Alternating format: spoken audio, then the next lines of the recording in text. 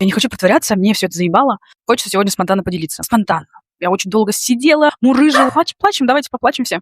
И вот последние 2 недели знакомлюсь с собой, максимально бесполезной. Я просто загораю, я просто купаюсь. Впервые в жизни я отдыхаю. И в моменты, когда я вспоминаю, что я опять плачем, давайте поплачем все. Как я выжимала из себя максимум. Просто вот нету сил, уставшая, да? Но мы должны доделать, доказать всем, что я держу свое слово перед собой. Вот принимая только себя полезную, я была нецелостной. Видя только себя полезную, активную, я отрицала себя, которая может отдыхать, которая может быть супертворческой, которая чувствует усталость, которая не вынуждает себя что-то делать в ущерб себе, да, вот это все. Сейчас я разрешаю себе быть бесполезной. Я наконец-то становлюсь целостной. И пока я не знаю, что я хочу говорить, что я хочу снимать, что мой голос, потому что вот этого вечного двигателя, который вот зажигал меня, вот этого двигателя нету сейчас. Но я уже устала. Для галочки я устала жить. Я не знаю, кто что поймет.